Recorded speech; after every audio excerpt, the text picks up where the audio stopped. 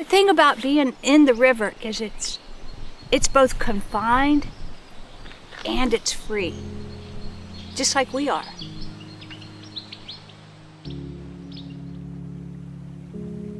The metaphor of sailing is one you can take in infinite directions because it literally personifies life. I am a science educator and an artist. To marry that history and that science, I would say that it's really important to notice and to come to be aware of every small thing that perhaps has a connection.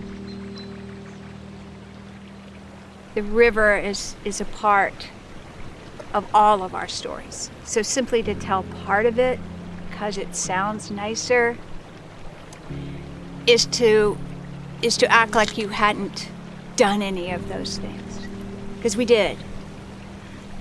And so I say let's all come together by the river and flow with the current that can heal us all. I see the current changing in ways that we are starting to have those kinds of conversations. And I can imagine a time when we would have every single classroom kid taking in the river as part of their natural, expected learning experience. It does quiet the heart, the breath. To sit down and learn how to tie a knot and to make a net requires an attention to detail and mindfulness and appreciation of the art and craft of what you're doing that again can bring you back to a sense of community and kinship with nature. No matter how bad a day I was having, I could walk across the street, sit on that dock, and be still and feel whole. And it's hard to describe that where you come to feel such a deep connection with a place that can be still and moving at the same time. And a place where there are so many sensory horizons that all you had to do was tune in. You came to feel that your blood and your tears and your heart were as one with the ebb and the flow and the cycles. And I know that it doesn't matter where I am on this planet, I can go back in my mind and in my heart and in my spirit. Look at that river right there. It's confined by the banks, but it's always moving.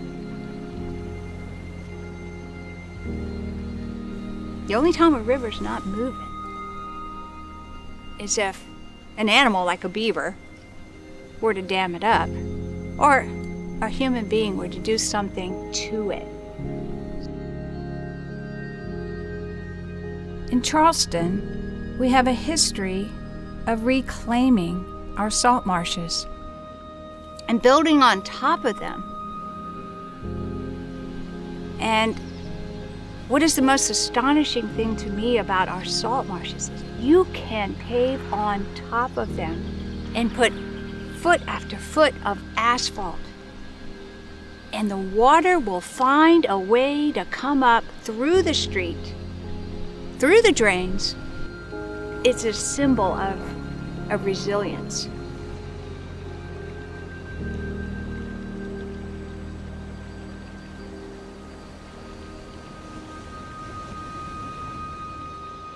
If you ask a river or a creek to tell you its story, it will. That our plants and animals have learned to be resilient no matter what we've done to them.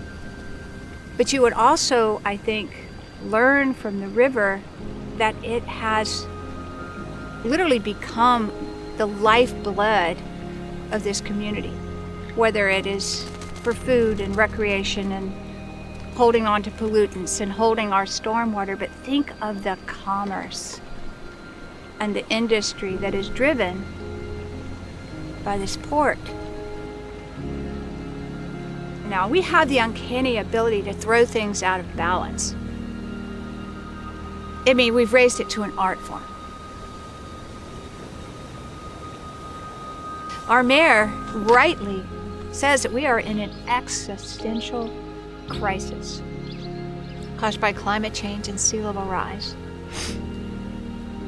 And I believe that until our electorate becomes eco-literate enough to understand the consequences of continuing to fill and build on top of our wetlands, in spite of what we know about how they mitigate flooding, that Charleston could cease to be the city we have come to love. Because the river is always going to find a way out. The day I can't come back to the river would be a very sad day. Because for me, the river is energy. That's where my God is, right there.